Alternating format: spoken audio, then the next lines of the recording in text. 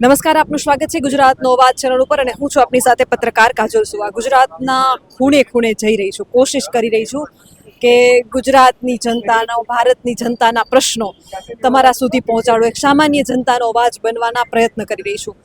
ત્યારે ખેડૂતોના પ્રશ્નોને વાચા આપી અને હજુ એ ખેડૂતોને જ્યાં જ્યાં પ્રશ્ન થાય છે ત્યાં કોશિશ કરું જ છું કે ખેડૂતોના હિતમાં નિર્ણય આવે એ રીતે ખેડૂતોના પ્રશ્નોને ઉઠાવીએ. પરંતુ ગુજરાતનો અવાજ આપણા ચેનલનું નામ છે, તો ગુજરાતની તમામ જનતાના પ્રશ્નો એ આપણા પ્રશ્નો છે. ત્યારે સુરત આવીશું.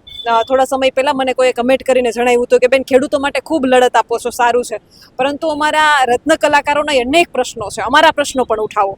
તો આજે રત્ન કલાકારોને મળવા આવી છું, એમના પ્રશ્નો જાણવાની કોશિશ કરી રહી છું અને કેટલાક ભાઈઓ સાથે વાતચીત પણ કરી છે કે બેન, અમે ગામડેથી અહીંયા સુરત એ સપના લઈને આવ્યા હતા કે 2-5 રૂપિયા કમાઈને ઘરે બચાવીને ગામડે મોકલશું, પણ અહીંયા અમે હપ્તા ઉપર આવી ગયા છીએ, લોનો ઉપર આવી ગયા છીએ.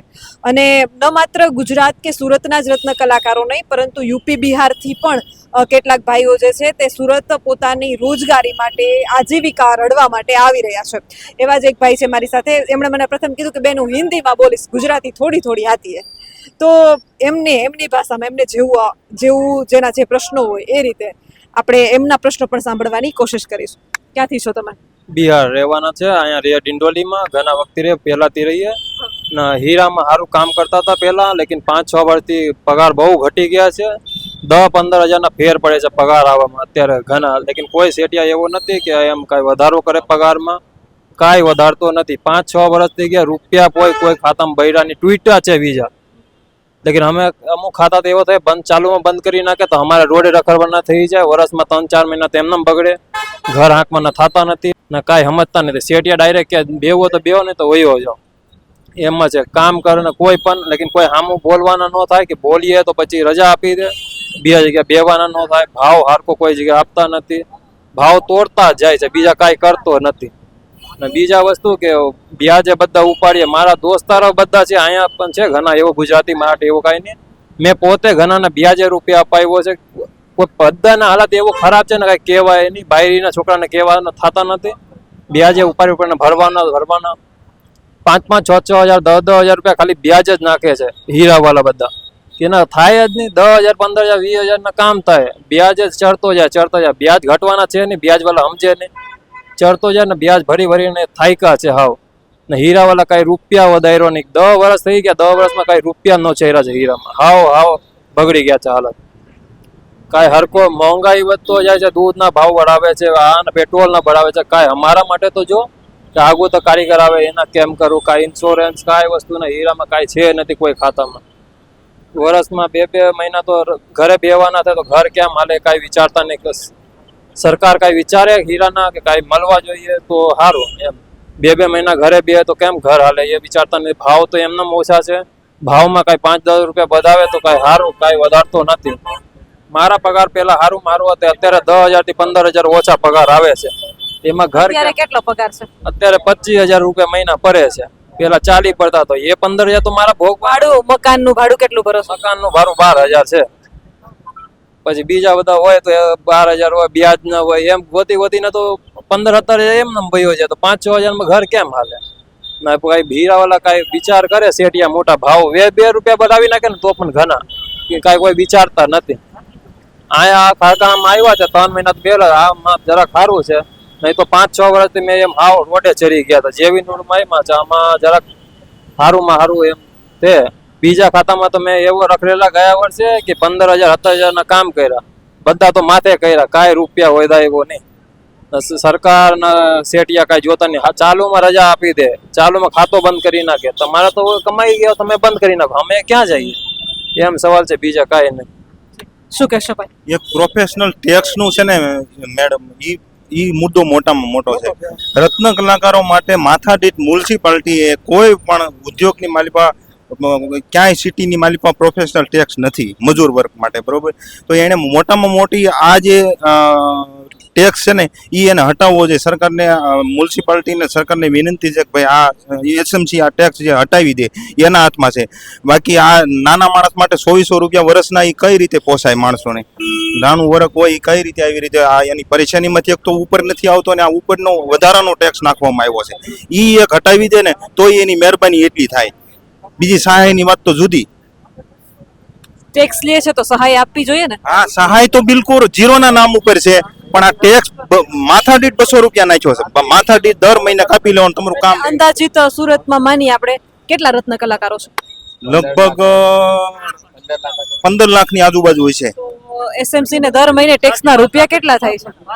હે એસએમસી ને દર મહિને ટેક્સના રૂપિયા કેટલા થાય છે? તો મ્યુનિસિપાલિટી એનો આંકડો તો ઈ આપી શકે ને. અમે તો અમારો આંકડો આપી દીધો કે અમે દર મહિને 200 રૂપિયા આપી જ દઈએ છીએ. અમારે કામ થાય કે ન થાય 200 રૂપિયા દર મહિને ઈ કાપી જ લે છે. એટલે વર્ષના 2400 રૂપિયા ત્યાં નથી અમારે રજા આવતી કે નહીં કાંઈ. એ પ્રોફેશનલ ટેક્સનું વળતર શું, એનું વળતર શું, એ શેના માટે નાખવામાં આવ્યો છે? અમે અહીંયા રસ્તા ઉપર હાલીએ ને એનો પૈસા એની માથે નાખ્યો. પ્રોફેશનલ ટેક્સ શું છે? આ એ મ્યુનિસિપાલિટીનો પ્રાઇવેટ ટેક્સ છે. એવી કોઈ ટેક્સ નહીં મારી પાસે. ઘર વેરો એક જુદી વસ્તુ છે, તો હાલો તમે રહ્યો છો ને તમે ભરો છો બરોબર, પણ પ્રોફેશનલ ટેક્સ તમે અહીંયા ધંધા માટે આવો છો એ સીધો અમારી માથે નાખ્યો છે ડાયરેક્ટ. માથાદીઠ 200 રૂપિયા. પીએફ નથી કપાતો. નાના માણસને જે સિક્યોર થવી જોઈએ, જે આપણે લેબર કોર્ટની માલિપા જે આપણે કાયદા જે આપણે લાગવા જોઈએ, પ્રાઇવેટ કંપનીઓ એ નથી લાગવા દેતી, નથી એને કોઈ સહાય મળતી. એટલે નથી ગવર્મેન્ટની સહાય મળતી, નથી શેઠિયાઓની સહાય મળતી. જે એના સંગઠનો સહાય આપવા હોય છે એ કોઈ મદદ નથી કરતા. એના માટે એના હાલત ઉપર મૂકી દીધો છે રત્ન કલાકારોને અત્યારે. એટલે એની હાલત ખપડી છે. એના માટે શું કરવું જોઈએ એ એના આંકાઓને વિચારવું જોઈએ જરા, કે આ વર્ગ મરી જાય તો અમે શું કરશું? દિવાળી બોનસ કે કઈ મળે છે? કોઈ વસ્તુ નહીં, બધું બંધ. પેલા મળતું, હવે બધું બંધ થઈ ગયું છે. પીએફ કપાવવો જોઈએ, પીએફ નથી કપાતો. પીએફ કપાતો હોય તો એનું ફંડ જમા થાય. ગમે ત્યારે ભંડોળ જયારે નીકળે 200-500 રૂપિયા જે કઈ કપાતું હોય, આ તો 200 રૂપિયા દર મહિને મ્યુનિસિપાલિટીને આપી દેવાના. એ પ્રોફેશનલ ટેક્સ બંધ થવો જોઈએ. એના માટેનો અમારો પૂરો વિરોધ છે. શું કહેશો આપ? અરે અમુક ઘરના મકાનો હોય એ વેરો પણ ભરે ને પ્રોફેશનલ ટેક્સ બે બાજુ પીસાય. તો બસ મારે એ જ કેવું છે. આ ભાઈની વાત સાચી છે બધી કઈ, એટલે એ કઈ પ્રમાણે બધું સાચું છે. પણ અમારે કઈ બીજું કઈ 10 લાખ રૂપિયા હર મહિને વર્કરના 10 લાખ રૂપિયા જાય છે. મહેનતના તો ખરા, પણ પરસેવાના ટીપાના. મારા બાપુજી એમ કહેતા હતા ખેતીમાં કે અમે ઉના પાણી પી અને લોહીનું પાણી કરીને અમે આ બધું ભેગું કર્યું છે. થોડું પણ જે પણ કર્યું છે એમ રત્ન કલાકાર પણ લોહીનું પાણી કરીને જ ભેગું કરે છે મહિને. અને મહિને 200 રૂપિયા કાપે. 5 લાખ 10 લાખ રૂપિયા રત્ન કલાકારના પૈસા સરકારની પેટીમાં જાય છે. હવે મહેનતનો પૈસો હદે નથી હતો, એટલે આ બધી ભ્રષ્ટાચાર ચાલે છે. બધા બાધાબાધી કરે છે બેન. નકર તો આ રીતે હોય જ નહીં. આપણો ગુજરાત દેશ બહુ સારો દેશ છે. પણ થાય છે એનું કારણ આપણું મહેનત, મજૂર વર્ગના મહેનતના પૈસા બધા લઈ જાય છે, એટલે જ આ બધું થાય છે. કહેવાય ગુજરાત છે બહુ સારું છે, બહુ સારો આપણું ગુજરાત છે, નો ડાઉટ. બીજું કે ક્રાઇમમાં ઓલ ઓવર ઇન્ડિયામાં સુરતનો બીજો નંબર આવ્યો છે. તો એ કાયદો અને વ્યવસ્થાની સ્થિતિ કેવી છે? આવું બેકાર છે. કાયદોની વ્યવસ્થા નથી. દર જગ્યા જવા અહીંયાથી મેં તમને દેખાવી નાખું કેટલા દારૂના અડ્ડા ને કેટલા ઉલદો સીધો કામ હાલે છે. પોલીસ પૈસા પણ લે છે. નામ નો કહેવાના કયા વિસ્તારના છે ને હામું તો મને ખબર છે. બહુ જગ્યાએ ઉલદો કામ હાલે છે, પૈસા લઈ લઈને કામ કરાવે છે. હપ્તા વસૂલી થાય છે, બધા થાય છે. પોલીસ વાળા બધા અહીંયા બેલા હોય, અહીંયાથી અમે કામ કરીને જઈએ, ગાડી પકડી લે, એમ છે પેલા છે કરીને પૈસા વસૂલી લે. કઈ સમજતા નથી ને પછી ઉલદો કામ હાલે છે. દારૂ અડ્ડો ને બીજા નામ નો કહેવાય કેમરા ઉપર, એના પૈસા પોલીસ પાસે જાય છે. લેકિન સરકાર પાસે પણ જતા હોય એવું નક્કી ન હોય, લેકિન સરકાર કઈ કામ કરતા નહીં. અમારા માટે કઈ કરાય? અમે જો 10 વર્ષથી જો ભાંયે ખસકતા જઈએ એના ઉપર લેવાની કોશિશ કરાય. વ્યાજ ઉપર લઈ લઈને અમે થાયકા છે, જરાક રાહત કરો, ભાવ વધારો કરો એટલે અમારે ઉપર આવીએ. કઈ એવો કઈ સરકાર બિચારે તો જી, ક્રાઇમમાં સુરતનો બીજો રેન્ક શા માટે? સુરતમાં અત્યારે વ્યવસ્થા, કાયદો અને વ્યવસ્થાની કથળતી સ્થિતિ શા માટે જોવા મળી રહી છે? બેરોજગારીના હિસાબે. બેરોજગારી વધવાની છે એટલે બેન કાયદો અને વ્યવસ્થા બગડવાની છે. એના માટે સરકારને ધ્યાન દેવું જોઈએ. આ જે મહેનતુ વર્ગ છે એને જો તમે સહાય નહીં કરો એટલે ઓટોમેટિક કાયદો હાથમાં રહેવાનું જ નથી. કારણ કે બેરોજગારી થાય એટલે માણસ શું કરવાનો છે? એના પાલન પોષણ માટે માણસ કંઈક ને કંઈક તો ક્રાઇમ કરવાનો જ છે. એના માટે ક્રાઇમ વધવાનો જ છે. એના માટે સરકારને આ બધી વસ્તુ જોવી જોઈએ કે જે મહેનત નથી માગી શકતો, નથી મેળવી શકતો, આ વર્ગને એને સહાય કરવી જોઈએ. એના હાલત ઉપર એને ન છોડવા જોઈએ. રત્ન કલાકારોના અનેક પ્રશ્નો, એમાંય મને એક નવી વાત જે જાણવા મળી છે કે રત્ન કલાકારો પાસેથી એમના પગારમાંથી દર મહિને 200 રૂપિયા એસએમસી કાપે છે દર મહિને, પ્રોફેશનલ ટેક્સ કરીને. તો રત્ન કલાકારોની માંગ છે કે ઈ ટેક્સ હટવો જોઈએ. હવે અંદાજિત એમણે વાત કરી છે કે 5 લાખ જેટલા રત્ન કલાકારો સુરતમાં છે અને દરેક રત્ન કલાકાર પાસે માથાદીઠ દર મહિને 200 રૂપિયા જે છે એસએમસી ટેક્સ કાપે છે, તો તમે વિચાર કરો દર મહિને કેવડો રૂપિયો થતો હશે.